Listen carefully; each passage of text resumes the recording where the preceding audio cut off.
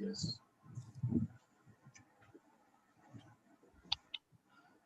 Yeah. Okay.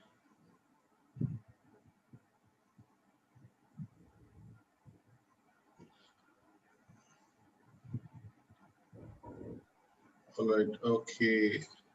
All right. Welcome, friends, to Iron Sharpens Iron, and we want to once again welcome you all to another episode of Iron Sharpens Iron. And today we have with us Mr. Daniel and Sister Lata once again. We welcome them in the name of Christ, and we're so thankful that, in spite of their busy lives, they've given their time to us. And today they'll be sharing to us some about their marriage, how they met, and the experience of how their marriage unfolded and the challenges they faced together at certain instances. And I believe it will be a blessing to all of us. Yeah. So over to Mr. Daniel and Sister Lata.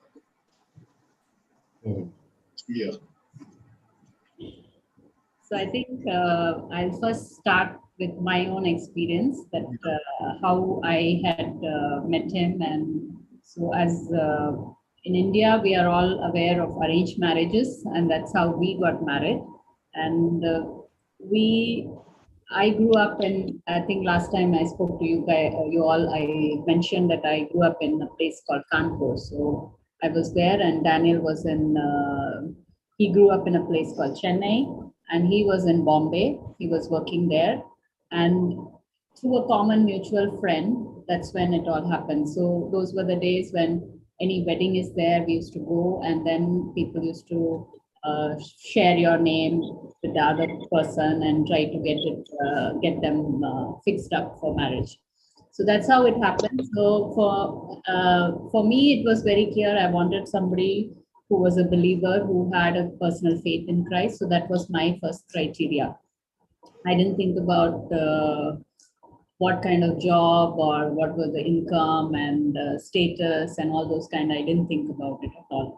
And that's where when we were in Chennai for a wedding, and that's when actually a call came to my aunt's place, and we were there in my aunt's place, and they said that this such and such person is there, and my aunt knew this family, and she was from Chennai, and she was somehow very excited because she knew this family. She said they are all believers, and we need to we'll meet up. And actually, Daniel's mother then called, and she said that she'll like to meet. And so it was, Daniel was in Mumbai, so he was not there. And but they just wanted to see me. So and it was all happening very quickly. And at that time, my father wasn't there, and it so happened that he was. My mother made the decision at that time because they said within half an hour we meet in some bus stop at T Nagar, and that's where we. And so my mother, and that those days we didn't have a mobile phone and all to call to check with my father whether he's okay with that. So my mother made the decision, and we went and we met her. And somehow she looked me. She said that my son is in Bombay, and I think maybe he'll suit you because you are from North India, kind of thing. And you're a believer? She asked me, and I said yes. And then we were talking, and then she said fine, and immediately we came home. And when my father got to know, he was very annoyed. Somehow he felt, he said that you are like how you go for a cattle, you've gone and shown yourself and things like that in a bus stop, and a lot of things were happening, and he was very upset. And then I also wondered what to do, kind, like, no. And my father was like, okay, we don't want this kind of thing. So he was very sure that, like, no. But by the time things were moving very fast on the side, that we got some pictures, and my aunt was very enthusiastically, she sent some my pictures to the family, and they seem to have sent it, or what, I don't know. Those days there was no WhatsApp photos. But somehow, when the photo came to me, I looked at the photo, and I think that was one of Daniel's very worst photo, I could say. I saw, and I said he looks old or something, I said, and my father caught on to that, and he said, see, Lata is also saying it. He's old. He's not okay. He's not okay. Okay. But something was happening and on the sideline, and my aunt went and even and suddenly we got a call. She went and made a call, and they said that they've already called the boy to come to Chennai. He's flying down. So it was like in those days, flying down means it's like we have expenditure and all that kind of stuff. So then my father said, okay, now he's coming. Now what to do? Leave it. And my aunt actually went and tried to get everything. Like, no, she even went asked his mother that what should Lata wear for Daniel to see, kind of thing. And she seemed to have said, let her wear salwar or something, like, no, so that he would he'll feel more comfortable and all that kind of stuff. And when she came and told, my father was even more furious, and he just said, no, you have to wear sari. And there were a lot of things going on, and I kept praying in my heart, like, no, I said, God, if it is your will, let it be done, otherwise let it not happen, like, no. And I don't want unrest in the house, lot of things happening. And I prayed a lot that night. I remember that I was very, very disturbed, and I prayed. And next day we met in my uncle's house. So he came and we met. We spent hardly a few minutes together, and we did. What can you get to know a person, like, no, in 5-10 minutes? And and just after that meeting was over, and people came in, and they started asking Daniel, what is it, like, no, what is your decision, kind. So I was feeling very awkward because I was sitting there, and then they were asking him whether it's fine or not. So I just walked. I went in, and then suddenly my father came and said that the boy has said yes. And it was like, for me, it was like very unusual, and I didn't know what to expect. That okay, you go for getting married, but then it was very, very unsettling suddenly, and more so because my father, my mother, everybody turned around, and they somehow said he is really good. They totally, like, no, the one who was basically, my father was saying that no, this will not work. Silata is saying he's old and things like that. But so everything changed.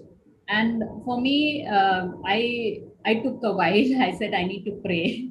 I can't just say immediately. Let me give me one night and I'll tell you.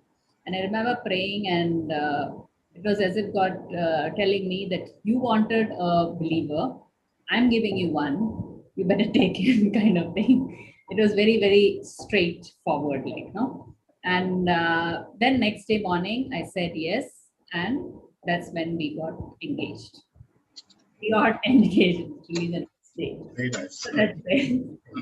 So from my perspective, I think it was a lot to do with my prayer, even the prayer of my mentors, the ones who, like, no, I told you about the EU group in which I was involved with. They were the ones who were mentoring me, and they used to tell me even when I was in, like, no, in college, in school, pray for a believing partner, pray for a believing partner. And I would say, it's not the time. I'm not going to pray now. Why do you want me to pray? I said, no, pray for a belief. Pray that God will prepare that person. Pray that you are prepared for that person. You know, she used to keep telling us, and we used to, couple of our friends, we were together and we used to pray. And I think that prayer and that is what brought everything all together. You want to share from your perspective? Yeah, myself, I'm actually a fifth member of six children, and all of them were married, and I was second class. So my parents were getting anxious, and I was getting definitely older than maybe the age then people thought that. Even I had thought that I was all ready to be marrying by 27. Though my father had a lot of proposals that he had, and since we traveled around in our state as an officer, and so we had a number of proposals, and I had a lot of proposals in terms of they sent like resumes. I always say, no, I got trained to hire people on the basis of the number of resumes I had, but I never had time to even look at them. So I used to tuck them into my drawer. But my faith was very clear. So I needed somebody who was a believer, who had a similar chemistry. I had no hang up about whether it should be arranged or whether it should be, you get to know, and I just had faith that someday it will work whichever way. I was open. So that was my case. But it well went past what I thought would be the right age to marry. And so I finally was 31 when these things happened. So I was 31. And so my point and my faith even today is still the same. So at the time when I met, then I had these questions, and there was a family. They said, believe. I mean, we knew the family in a certain sense, and so she was a believer, is what they said. And so when she was a believer, and I didn't want to marry a doctor, she wasn't a doctor, and so it didn't take me time. So I actually sat and they introduced us. My dad was obviously concerned that I was still unmarried, and he might have thought I had somebody in mind. I didn't have anybody in mind. So when they asked me, I said it's fine, we can go forward. And the next day she said it is fine. And I mean, God has brought together in His own time person. So I'm not too sure that whether we had fished with throwing the net and find the right person, maybe we may not have. But in the quietness of time, I believe God fulfills His promises of making the provision, because ultimately He is the provider. So that's the faith we have, and we brought together. So all our lives' circumstances subsequently prove that we are meant and made for each other. So that is what we can say. So that's a bit about us coming together. So if you want to know the next things, because we got married in Chennai, and one thing I must mention, I always believe that lots of people have contributed to our life. So if you heard my response to the toast which we have at the reception time, I remember I still have a record of that, almost 30 years back. So a response to my toast was, in essence, what was saying is that we both of us, we have married by then, so that we owe a lot for all that we have received in this world, and we will of course prove that we are indeed going to reciprocate for all what we have received. So this was a statement on my wedding day, which I made to 1,000 audience. I think a lot of Lata's family members, all of them had gathered. So we had about 1,000 people gathered, seated for their meal. And this was my statement at the time of the response to the toast. So my convictions were very clear even at the time, because I had by then been a Christian for almost 11 years. 11 years of walking with God. And what else do you expect? So nothing, nothing short of that. And if I look at that, and even today I tell people, you should hear me then, and you'll find me still the same in my conviction and in my conduct. And there's nothing changed. So over 30 years of marriage too, we have carried forward like that. I'll ask Lata to fill in on remaining things of how we have grown, where we have grown, and what we have had as our responsibilities, challenges, or initial teething, any teething problem you may ask. No? So you may ask teething problem, any teething problem. Because we came from quite different backgrounds. Like for me, I grew up in UP, so I would be more comfortable speaking in Hindi. And I didn't know Tamil, and he would speak more English. So it was the communication, and then even the food habits. He was more non-vegetarian. I'm more a vegetarian. And if you say go out to eat, I'd like chaat. He'll eat meat, kind of thing. So all totally different. Like no, it wasn't like we were of the same kind of thing. But I think so. One incident, what we can share. I think that's become very popular is the tea coffee story.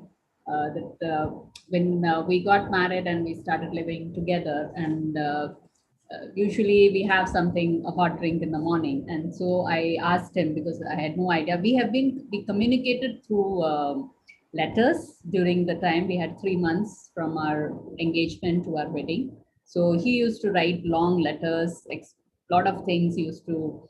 I remember after our engagement when we went back, and actually that was the year and the time when Rajiv Gandhi was assassinated in near Chennai. So it was that time only. And when I had returned back to Kanpur, a big fat envelope was waiting for me at about 28 pages of writing, back to back and small lettering. So everything, like, a lot of things he wrote. So that communication, I really liked, because I didn't know him at all. Only after the engagement, we went for a walk around the beach, or we had some snacks together. Till then, I had no idea, like, nothing, we don't know. So that was also one of my fears when I said I need to pray, because I was feeling like when you say yes to a marriage means you need to totally change to another person's uh, home. You need to go leave your own comfortable home, parents, siblings, and go to another city or place, another house, and adapt to the way they are going to be eating or talking and things like that.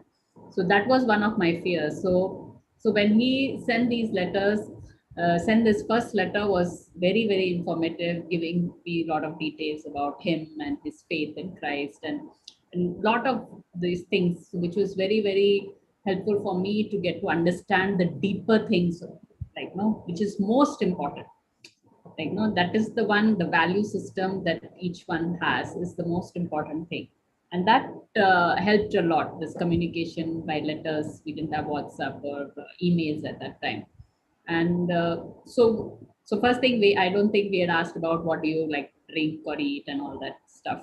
So I asked him what he liked to have for morning before breakfast as soon as you get up, and he said tea. So I said okay. So I actually love coffee, though I grew up in UP, but my parents, we are all South Indian, so we all used to have coffee in the morning. So I'm very, very fond of coffee.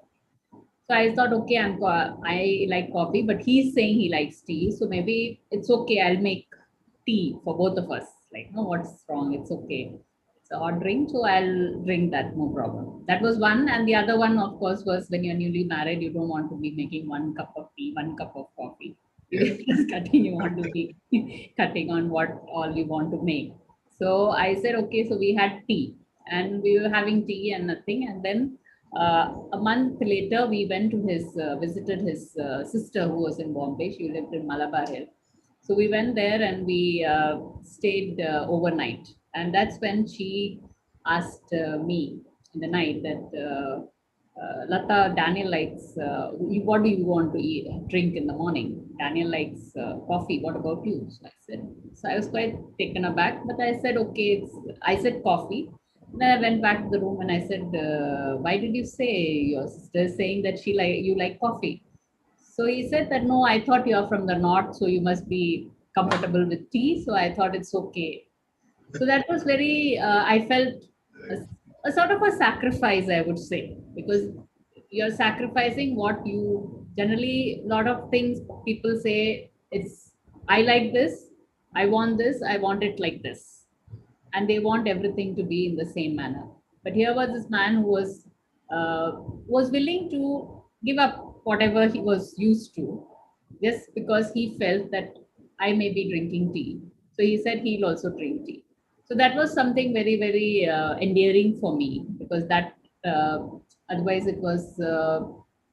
You can know the heart of the person, right? You can know what he is willing to, like, do. And that's how I think both of us, then I started reciprocating about what he is, same way. And that built the relationship a lot.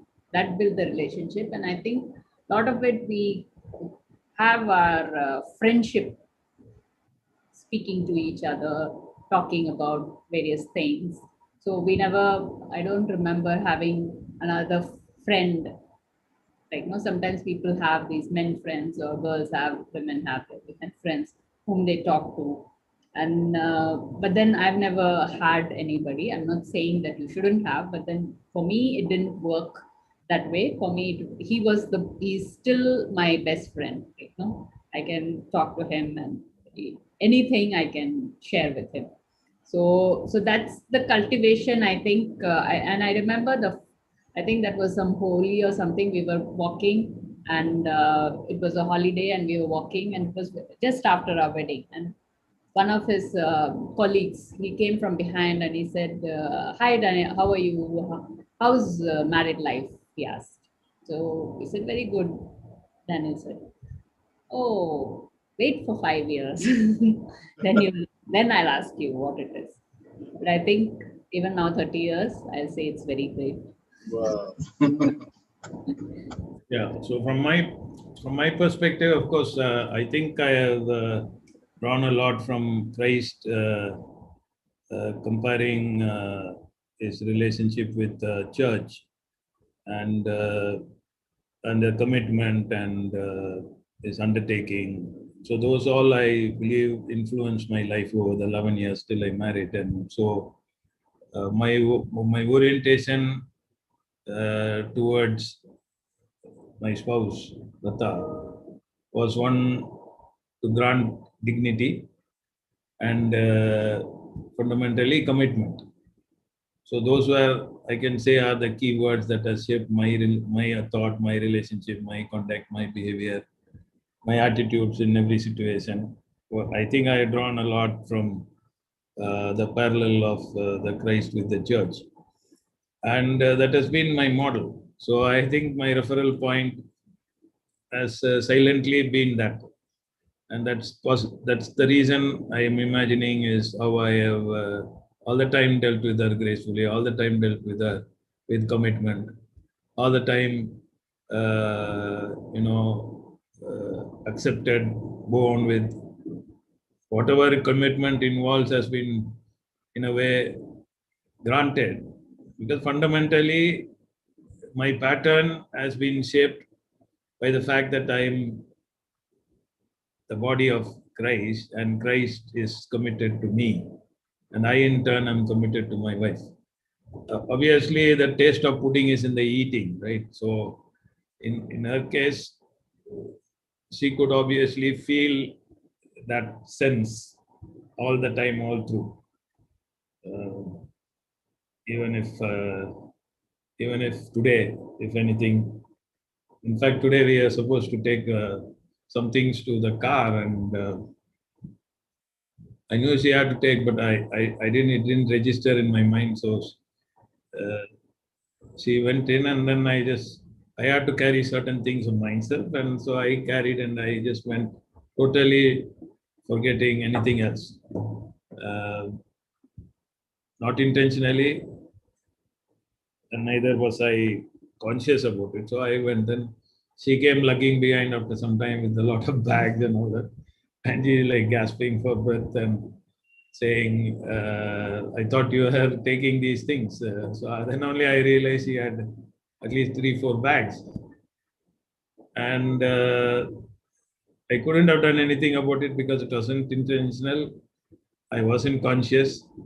I just took things, and she saw me walking down, and I was carrying my purse, my card folder, and other things. And she was wondering why I was carrying all of them and walking down. But they were definitely much lighter than possibly the bag she had to carry.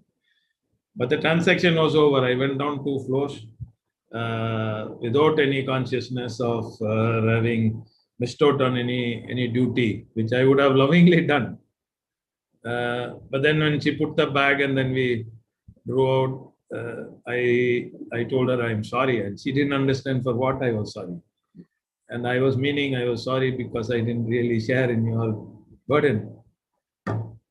So those are the type of tender care that comes very spontaneously in my heart, and that's never been an artificial thing. It's just a spontaneous thing, and I imagine that is all coming because of the depth to which you have allowed the reformation of yourself. And I think the Christian life is a great game changer if it were maintained as a serious pursuit of God. It changes every equation, I believe personally, because I have experienced it. So I'm not So she would have experienced it, I experienced it. And that character is actually very representative of us in all situations. And there was a time when she initially, at the beginning of our life journey, she went out. We were living in Bombay Central in one of the YMCA. I was a YMCA finance manager at the time. So we had a apartment provided, and so for a evening meal or something, she went and she reported back. She bought some nice mutton for 10 rupees a kilo. Those days, I'm saying. So 10 rupees a kilo. And then I think she cooked and cooked and cooked, and she's telling me how long it took to cook. Then only I realized it was beef, not mutton, because she had no clue about beef or mutton, because she was very protected person in the home, and the father would never have allowed her to go out to buy. And so those were times you're growing with somebody who's. But one of the things that I must mention, and I should ask her also to mention, I left my home soon after I finished my education, because all along I grew up with my parents. So I never had any challenge of the growing up situation. Now I took in my mind that if I really continued and married, then I will be very demanding in my matter, based on the standards that my mother was maintaining me. And she was an experienced lady, raised 5 children before me. And so she would obviously be very proficient. But it would have been unreasonable if I were to actually shift that expectation to my new wife. Now this is well before marriage, and I told you I worked till 31, and this was even my years of 25 or 26 when I was taking a decision to leave my house and be away in another city. It was made it easier because my sister lived in Bombay, so I took a decision to come to Bombay, but lived independently. But that independence I wanted, and just to experience hardship as a conscious choice I made. So I experienced hardship so that I wouldn't be so demanding on my wife when I marry, was my thought process. Of course, God allowed me to experience hardship for 4 years before I found her for 5 years or so. But it was a good training ground because I had to fend for myself. I had to take care of literally everything. And therefore, I thought, and you tell about yourself also. Yeah, I was also brought up in a very protective environment. My father especially was very protective, and he had wouldn't allow me to go anywhere. As he said, no, I didn't know the difference between a beef and a mutton. So I don't know, even the chicken would have been there. I wouldn't have known what it was at that time. So I have not gone to the market. I've not gone to the bank. First time I went to the bank was when I went to work there. That was when I joined time job. And so that was the situation. And so for me, and I used to do whatever my parents wished for me to do. So even like after my 12th, my parents, we were living in IIT, so they wanted me to apply for IIT engineering. So I wrote JE, though I had no interest in engineering, but I wrote JE. They said, okay, if this is not there, then what next? Science. So only science. So for them, it was like nothing to do with commerce or arts and all this. Like no, only third class students do that. So I did BSc Science, and then they said do MSc. So then I did MSc. But something I liked some teaching, so they said, okay, if you want to do teach, we'll do B.Ed. And I went and joined a school. So, and even for my personal needs, even to buy a clothes or anything, I would, whatever my mother tells me, I will buy.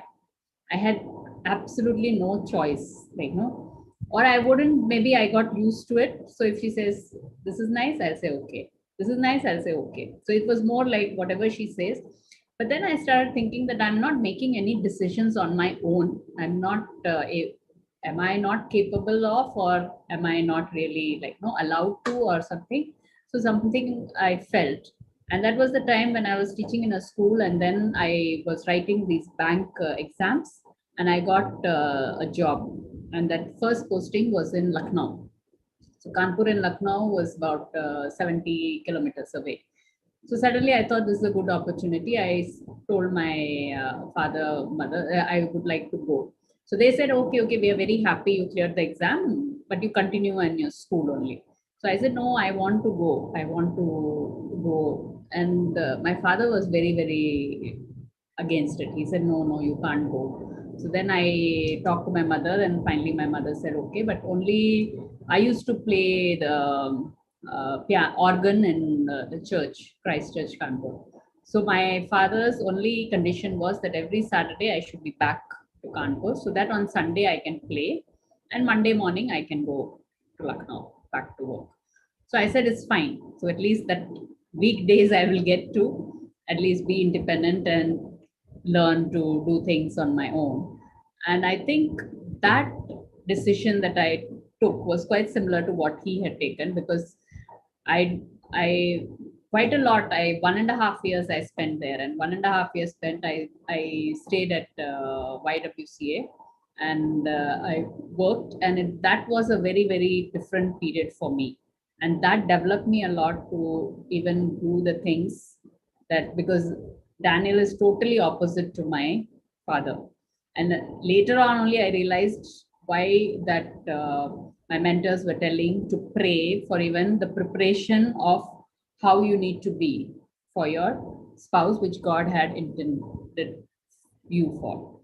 So that was very, very important. And I realized that later, because otherwise I would have totally, I think, wouldn't know what to do, because he was like, okay, go to the market, buy, we're having guests, go buy, kind of thing. He'll be busy, so then there's no, I needed to go, kind of thing. So I think that was something which was very, very important for us. Then the other part we have to move forward, I realize. So we talk a little bit about the early spiritual growth.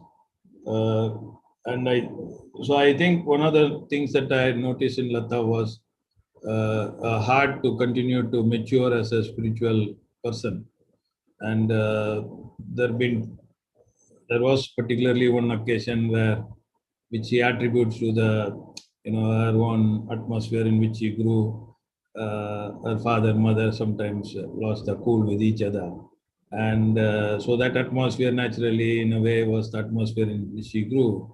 And my atmosphere was absolutely a totally different thing. And she's never heard me raise my voice, etc., etc. And in one instance, I think I don't remember what, but she seemed to have she reacted in a way where I thought that maybe her tone was not necessarily appropriate. And then she expressed herself, and then I said, it didn't really warrant for you to even change your tone, because this was just a matter that you could have expressed in this fashion.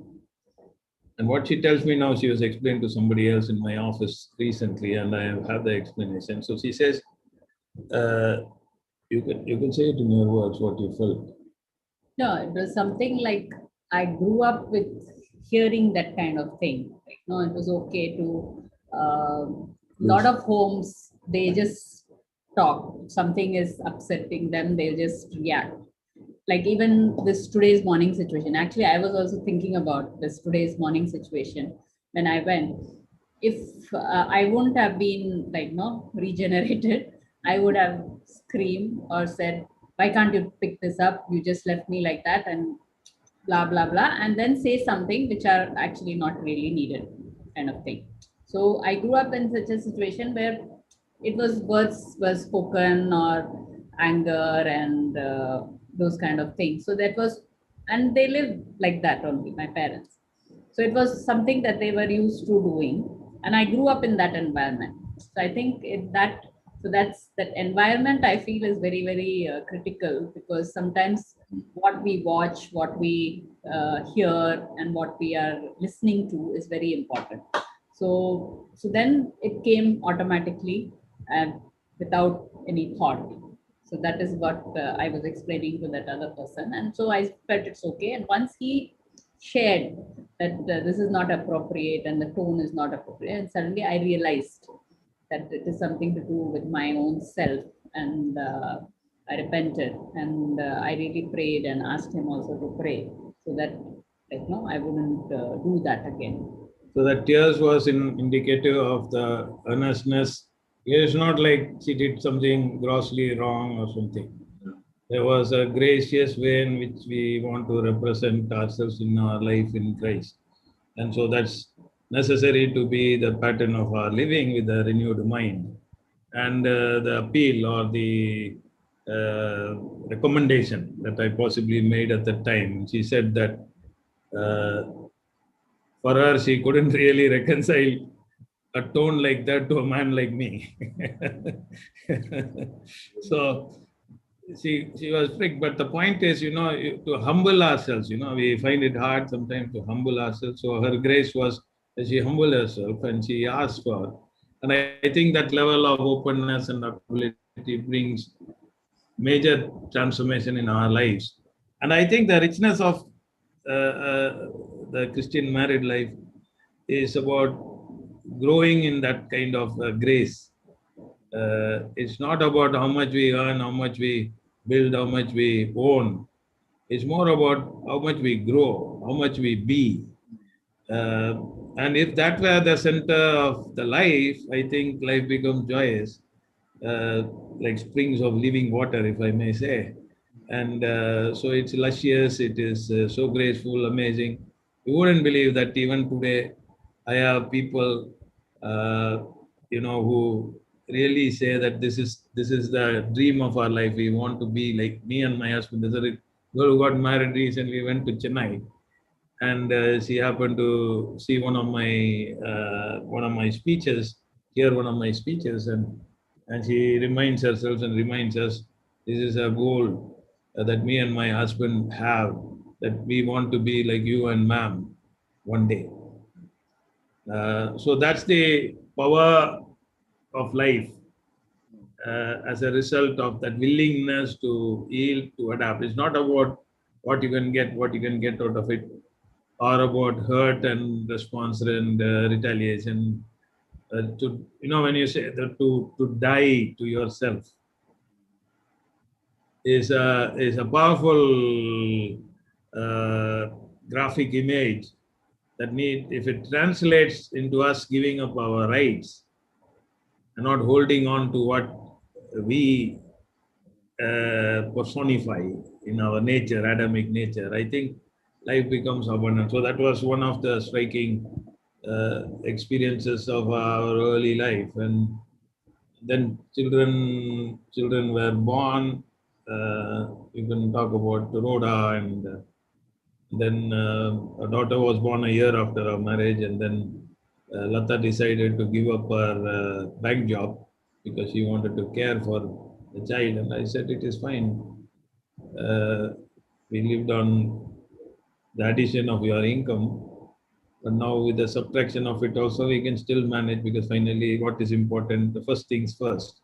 So you consider that care, because obviously she was by then traveling to our workplace, and it was a long journey. And so whether the child is more important or that little additional income is more important was a decision we took at the time, and it has all played well. So Rhoda was born, and then Jethro was born, and Jethro, as we have said, so was born with a lot of prenatal impact on his brain, which has impaired his hands, legs, and also his speech.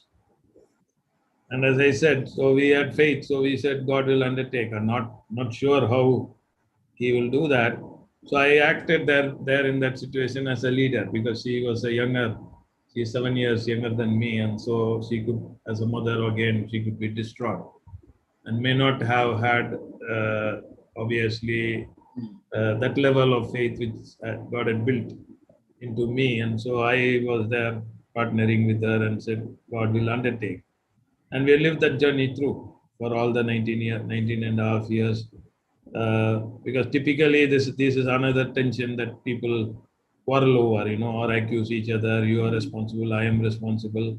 And then it's not an ordinary set of stress and strain of ordinary living. It is even more, which means even more the challenges of the relationship. But since we are both growing spiritually, I wouldn't say, so it was a personal walk. Obviously, we were members of church, etc. But I think what is your own degree to which you are pursuing God is critical. It's not so much about how much you have gone to this church meeting or that church meeting, etc., all of which is necessary. But how much more are you as an individual pursuing God is what is going to really define the extent to which you can experience the presence of God in your life. Yes. Is what I think we made it because for us it was like a hurricane. It is only you can't imagine also because he was extreme. He was 100% disabled according to medical doctors. So growing a child with 100% disability is not an ordinary feat. Lata used to spend at least 5 hours per day attending to him because literally everything, feeding, washing, or clothing, making him lie on bed, making him get on bed, helping him to sit down. So it was a phenomenal demand on a time living two lives, not just for the type of time of their infancy. All through till the day he was alive, 19 and a half years, he was living a double life. Now, naturally, we stumbled in different ways. Now, I came across a situation where I noticed that she was trying to make biryani. You know, we all like biryani, I believe. I don't know about pastor and we all like biryani. Yeah. And all types of biryani, Hyderabadi biryani, and so on and so forth is there. And so my wife was trying biryani, and this is a pointer about how our lives can evolve. This is the story. So she was making biryani, and I was a chartered accountant, busy. I was working numbers and so on and so forth. But the point was that I was also an observing husband. And so it happened that I kept observing, and then she took this recipe from my mother, she took recipe from her mother, my sister, etc., etc. But every time when she made the biryani, the consistency will never be right. The taste will always be right. So it was an interesting phenomenon. Consistency never right, all the time. So I got curious. So I asked her, what is the problem with the recipe? Because you're trying all types of recipes. Or is the problem with you that you're not getting it right? So I didn't stop that. So I personally thought then, what's the big deal? You are looking at some fixed instructions and you are doing these ingredients into the meal, into the dish. And why should it go wrong? You're following instructions, and why should it go wrong? So I volunteered one day. This is very early in our married life. I don't think Jethro was born then, only Rhoda was there. And I said, give me a chance. She did give me a chance, but she wanted to be my advisor. So she came in the kitchen and she's telling me, you're putting too many chilies and etc. etc. And I said, I think you lost your turn. I don't want any advisor. You can be outside and I will do the cooking. And I did it. And believe me, it turned out so well, both consistency and taste. And therefore, you won't believe, since then, I'm a chief cook in my house. Yes. I've been chief cook in my house. I've invited people. So in spite of having our, if one may say, it's a way of looking at it. And we never regarded Jethro as a drag on our lives. In fact, we have enjoyed his company. But then I'm never, because I grew up with 4 sisters and a brother, and 3 sisters are ahead of me. So you can imagine a mother is there and 3 sisters. You never get a turn in the kitchen. So my life was always like that, and I never even ever thought that I would become a chef. I am actually a celebrated chef, though I'm not taken formal training. So today, all the 5-star hotels, chefs, general managers, all are people whom I am talking about my dishes. I send them pictures and they comment about its color, and they say it's extraordinary skill you have and things like that. So I am imagining there again. She talked about friendship, real support. So we are not really talking and fighting about how many bedsheets she folded and how many I folded per week. No, these are not the languages we speak. Love doesn't really measure anything. Yes. Love just gives. And so if we got the art of that love, that's been our experience. So even today, if she wants to finish a dish well, she will ask me to taste it. However busy I am, she say, come taste it. And recently she brought it near my working table and she said, you taste and clear it. So the support, the bond is obviously an amazing combination that we have had. And I think what more important is, you see, with the impact that we leave on our children of depicting a life of that sort is just phenomenal. Apart from all the good, you eat the best. And believe me, I cook food from all the regions of India, including Northeast. I got cookery books and I just asked my daughter, what's the mood for you? She will say, Pasi, dan sak. Or she will say some Rajasthani food, and I can turn out any dish without any hesitation. So I think it's just an amazing experience that we have had on one side about cooking, and of course my one it requires two to tango. Very often people ask, how you manage without fighting. And I say it requires two to tango. So one doesn't will, then the other doesn't have anybody to fight. So I think we've cultivated grace that neither she flares up nor become demanding. I too don't. And so whether it is a possibility or not, in theory, scientists can do research to figure out whether it is happening. But in our case, it's a truth. And I believe it is an exhibition of God's power in our lives, is what we think about that marriage. Jethro's challenge has been, you can tell a little bit about Jethro's challenges, his vomiting, Yeah. what all he has gone through. Yeah, it has not been, as he said, it's not been really easy all the time. Though we enjoyed him, but there were times of his, like even a time when he had fits when he was very young, and it was continuous fits, and we had to rush him to the doctor and try to give him some medication to suppress that fits. And more recently was when before he passed away, I think a year before he passed away, he was having this. I think he got some milk allergy or something, or food poisoning, and he was vomiting, and he wouldn't retain anything, even water, like no. And we were really, but for us it was like we didn't know what to do. We just prayed, but then we supported each other. He would hold. I remember him vomiting, and Daniel would be cleaning the floor, or I would take him and I would try to feed him something because we were concerned that he shouldn't get dehydrated. Or and sometimes if you take him to we were scared to take him to some hospital. Sometimes they may just take him and put him and like no. So then we wouldn't know what to do. And so those were the instances. I think we supported each other.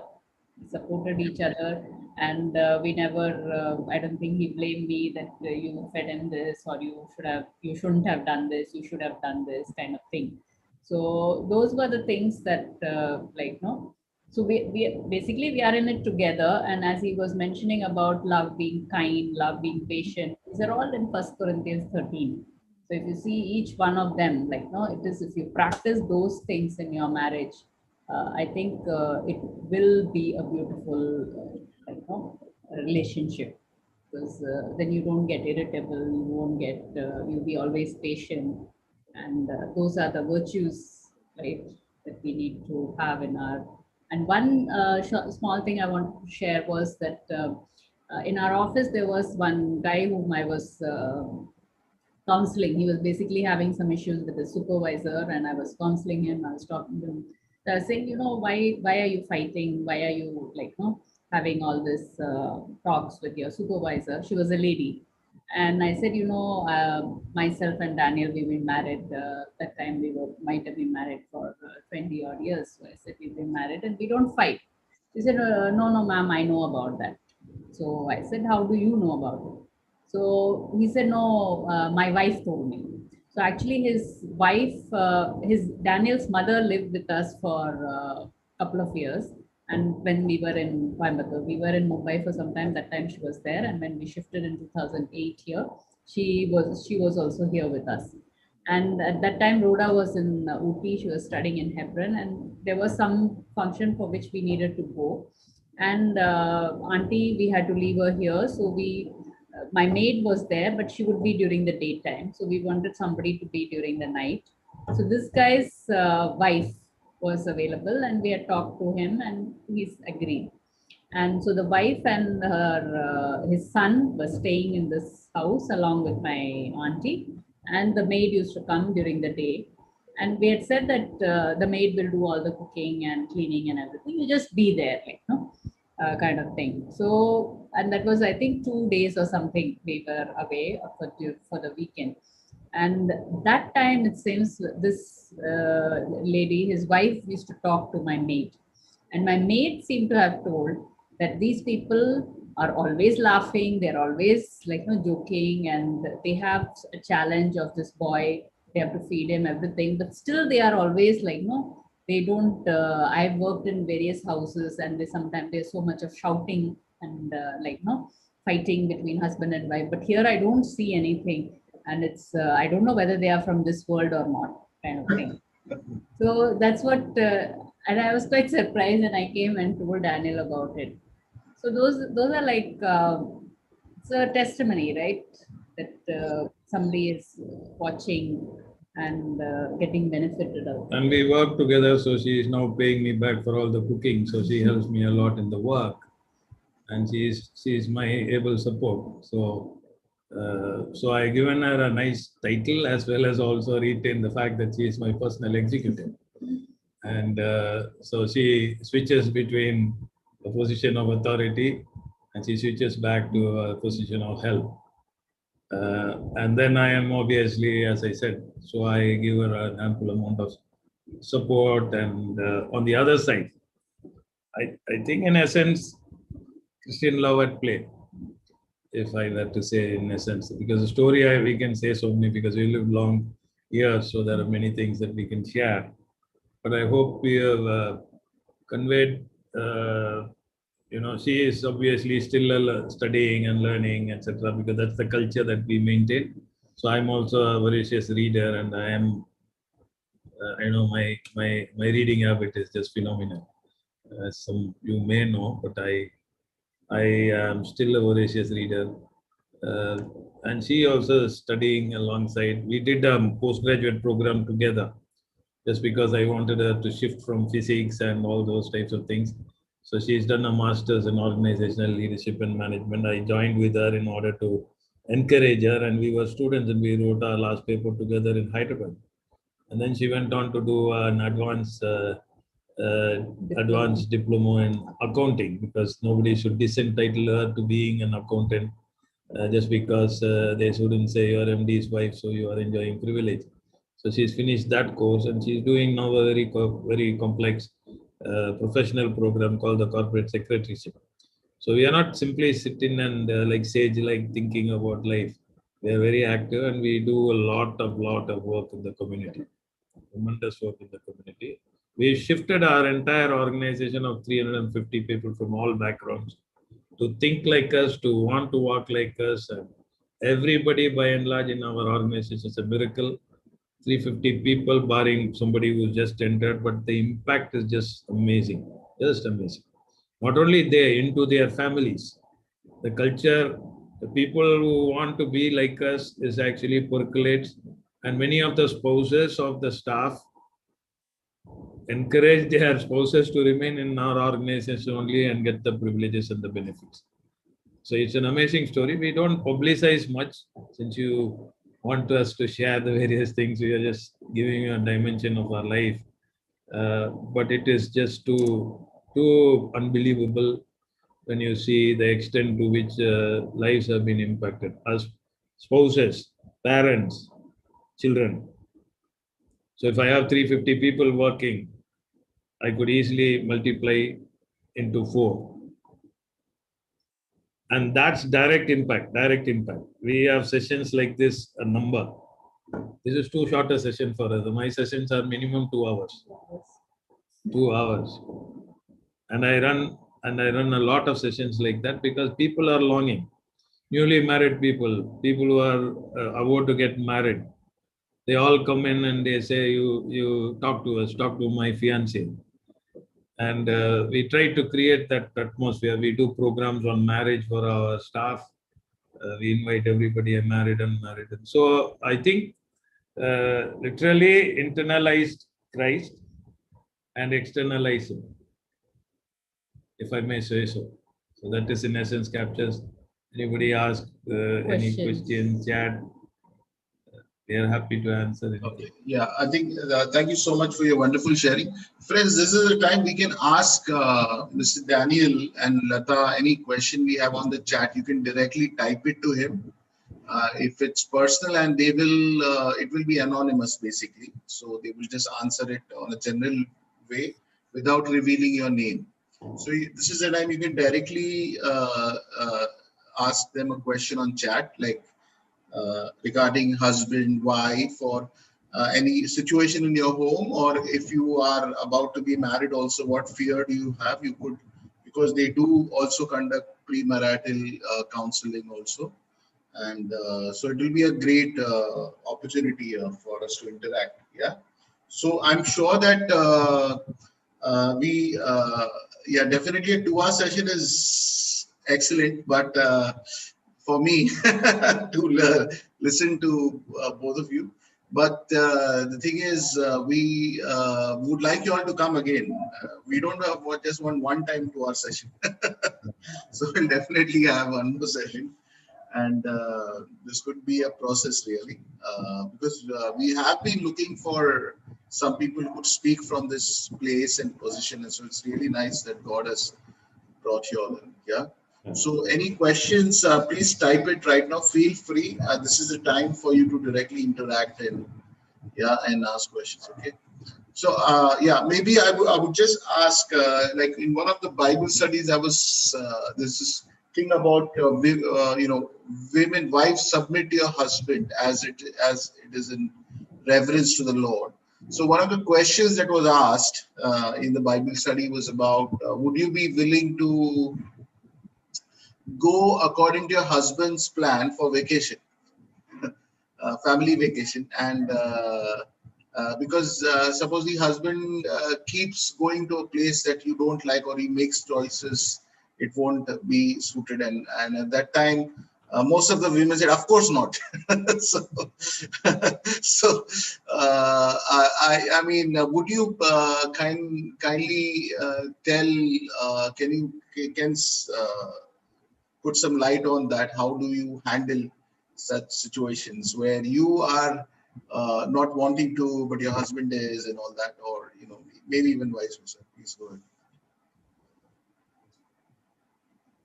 For me, I don't think I'll make a fuss. I always feel life is very short, life is very brief, and we have this short time together. I think it's not about what you want. Like I said, like we had this difference in even our food habits. So sometimes if he wants to go somewhere, though I may be feeling like having samosa or something like that, I will go with, because like he likes that food. So I wouldn't make a fuss. And it's nothing to do, I don't know, it's whether it's to do with submission or not. It's more about love, and it's what you want to do. It's more, I don't feel that I'm giving up on something, because there would be time when he will only bring, he's brought vada pav from Bombay from into Coimbatore. That much he has done. He's brought it in his hand luggage for me. So it's nothing, and we are not counting, okay, how many times I'm going to a non-veg restaurant, or how many times he brings me samosa or something. Nothing to do that. So I don't think it's basically the togetherness, and I don't think it is. There's one thing that I must mention. I had the sister who was in Bombay, then later lived in Hong Kong. Yeah. She herself and her husband are believers, and they've actually mobilized a lot of prayer for my son, etc., over the early years, and they always used to empathize for Lata in terms of she is always has to be with her son. And so this sister of mine once encouraged me, saying, why don't you take care of Jethro with Rhoda and for a week or so? So Lata can come over to Hong Kong and we will pay the ticket. I want to give her a break and all that kind of stuff. And so so I have traveled a lot in the world at that time, and she hadn't traveled anywhere outside of India. And then that proposal came to her, and she ended up saying, under no circumstances I would want to go away, and my first responsibility is my son. And so she chose to remain like that till he died. Wow. And she didn't really understand my sister's gesture, because she didn't think it was a wear and tear that she was experiencing. So the whole thing is, I think, to a lot to do with the state of one's heart, as to how you would see it. But believe me, the year my son passed away, Yeah. since then, we have traveled to different parts of the world together. So many places. Yeah. And by then she must have come, this is about 5 years back or something, that he passed away in 2015. Yeah.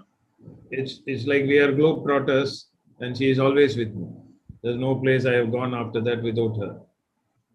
And we, in fact, had a trip planned with Jethro himself, because he has also not traveled abroad except to Andaman and Nicobar, because we always were frightened about his capacity to stand long journeys. But we thought once from Coimbatore we had started flights. There were flights to Sri Lanka, and we had actually booked for me, Lata, and him to go to Sri Lanka. We had hoped, and we had bought and booked all our tickets. But he passed away before that. And since then, everywhere. It's only COVID that has kept us restrained, but otherwise everywhere we are traveling. And so it's not that you lose out because you didn't eat a vada pav today. Yeah. You can eat a vada pav tomorrow. And how many people are there without vada pavs? Yeah.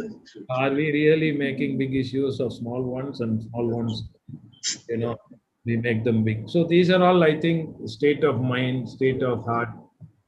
And it's, I am pretty sensitive, so I'll give her vada pavs wherever I see what she likes, doklas, jalebis, and things like that. And she doesn't make a fuss, and she tries to eat a little bit, but she likes a non-vegetarian, so she eats a vegetarian. Yeah.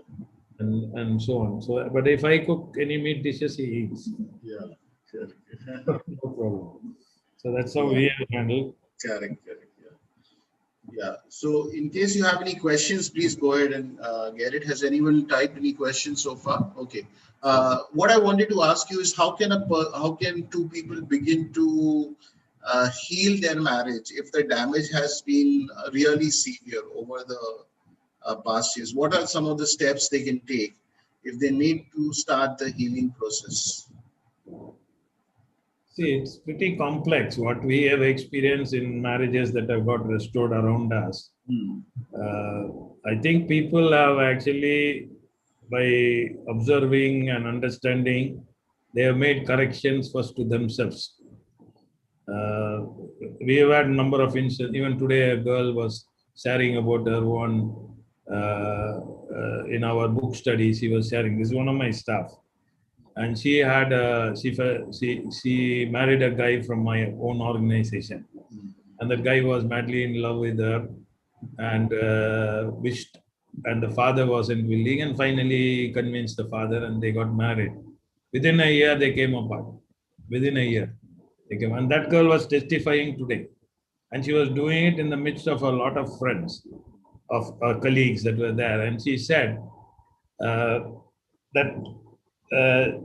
She was encouraged, and I played a role in just trying to help her mind to be reset. I did talk to her husband as well as her. I talked to them independently. I talked to them together, and helped them to see the value of that bond for their lives. Because independently, when I talked both of them, at the bottom of their heart, I recognized that they both needed each other. And so in that instance, I think finally God is the healer, I believe, and restorer. But in that instance, they have come together and they are living together. But in other instances, what I have found is a number of times people have begun to realize that quite a lot of all their struggles have been also where they have also been contributors. Yes. They have actually, by observing our lives, they have made corrections to their attitudes, corrections to their expectations, and corrections to their commitment. So it isn't that in those instances, it wasn't necessarily the other person is changing, that individual is changing. So when Yes. that individual is changing and goes to examine and make correction, they take steps to come together. Okay. And so those types of instances we have seen. The one earlier I just said is the one where closest I have gone to, help them along uh, by making them understand the importance of their richness of relationship for their future. And they're living together happily now. And we, in fact, were invited to their house for a meal. And that lady who had turned to be a vegetarian, for our sake, cooked us a non-vegetarian meal. So that was the level of affection and love for us. But we are not really specialists in this field. I know these fights are pretty complex because nobody wants to give up. And I have not really attempted any other type of reconciliation. But I think when there is inner healing in your own self, it kind of sweeps over and brings relationships together. In my office, I don't turn away people with broken marriages, but I know for sure the healing will take place one day. But it's been mostly by them. I don't even get into why it has cost. But I know the pain in their heart, and I trust God that one day He will help them to understand whatever corrections they can make. If they made, I think half of the reconciliation takes place. Right, right. Well, that's really, really nice, wonderfully said, expressed. Yeah. One of the popular trend I have seen is many pastors advising that you stay together after marriage. Don't stay in a joint family, which is your parents and all that. So this can create a lot of hurt for some people to tell their mother or parents to go away or arrange that separately. So I think some of the our Indian society is very conservative and they want to be with parents, but then there's this growing trend or maybe a demand made for neutral family as opposed to uh, uh, a nuclear family as opposed to a joint family. So how do you think that those factors are necessary in terms of No, I'm not. I'm neither this way, that way. But one thing is very clear: one has to nurture a relationship, and that nurturing of a new relationship requires a more detailed attention. Because at the tenderness where somebody is coming out from somewhere, uh, and they want the reinforcements to be very clear that they are important. So the conflict, one would do all it is necessary. It depends on situations. If you're able to really demonstrate that well without a sense of because most people lack a sense of worth. Yes. Most people lack a sense of assurance. Okay. And it becomes even more in a strange relationship. Yes. A relationship is new, Yeah. and therefore I think it is our duty to somehow, I'm not saying necessarily it should be only in the context of a nuclear family, but are you able to give the preeminence to that relationship? We've had situations like that which we have experienced. And I think that both the spouses need to make an endeavor to really assure one another that each other is the foremost in their minds. Obviously, sometimes parents too need to really understand it, but many often they don't understand it because it's a habit forming thing. Their son is their son. The second is the daughter-in-law, or the other way around. So those again create conflicts. So I think from case to case, people have to handle that aspect so that the husband and wife, the newness of relationship, which is birth on account of the marriage, somehow needs to be finding its preeminence, and because nothing happens without a follow through. If you can't say I love you and don't demonstrate it consistently in your action and behavior and attitude, Right, right. so that, are you really able to show that your spouse is the most important, is very, very important. So if you are unable to show it in a situation which is challenging because it is a joint family, then maybe they have to creatively find a way as to how they will do it. Yeah. I'm not asking that, saying that nuclear family, but if you take me and my wife, we never had to stay with my parents, but I definitely, because their outlook, as he said, even till today, they may snap at each other. Yes, yes. The content of their conversation is of a different kind, in the sense they're talking about very ordinary things, Right. and our mind is soaring for something which is much, much higher in taste and affection. So how much would I really be able to be in a joint family if I'm able to really have a level of separation? Because in the biblical sphere, to the separation, particularly, you separate yourself. So separation need not necessarily be physical, Hmm. right? So if you are, but if that kind of an overpowering influence is there, then you have to be careful. Yeah, yeah, correct. So I think from case to case, those decisions should be made rather than Yeah. nuclear or joint, is my thought process. Because definitely families, my mother is currently staying with my sister and my brother-in-law. And I don't think it is impairing their relationship just because my mother is there. But at certain times, particularly at the infancy stages, one has to be a little more careful that the priority doesn't really linger traditionally, Yeah. but it has to really be reaffirmed and re-established in the new relationship that is getting formed. Like a plant, no, when it's growing, it Right. requires protection.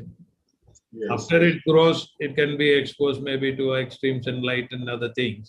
But at Right. the infancy stage, you try to protect it and nurture it. Hmm. So the marriage relationship is also one of that. So based on actual situations, Yeah. husband and wife should actually see that nurturing of the relationship is what I will say is the more important thing at a time like that. Right, right. Yeah, I think what really, when Lata was sharing in the beginning about how her only requirement was that the person she should marry should be a believer. And it was also the same with Mr. Daniel. Here people are trying to be so careful and so choosy, and they will still end up making a disastrous choice. It just goes to show that faith is such an important ground uh, in which through which our lives have to be led, in which our lives have to grow.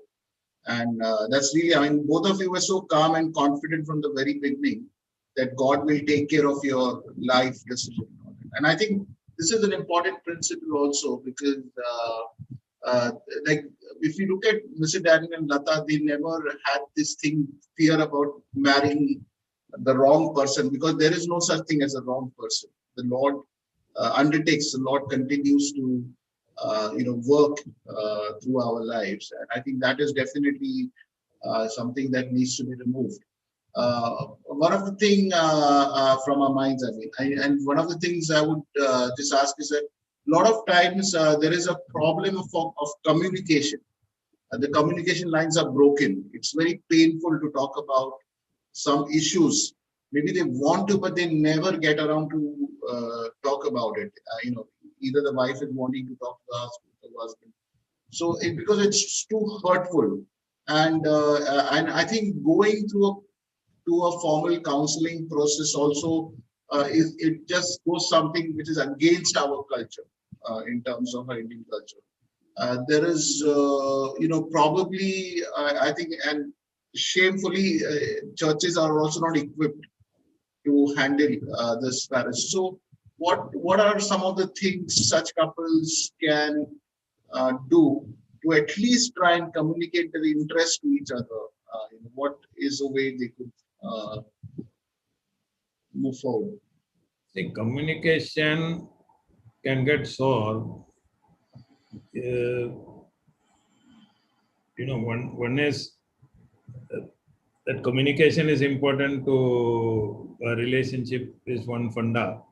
That is, when you act on that fundamental, then naturally you are making every effort to communicate.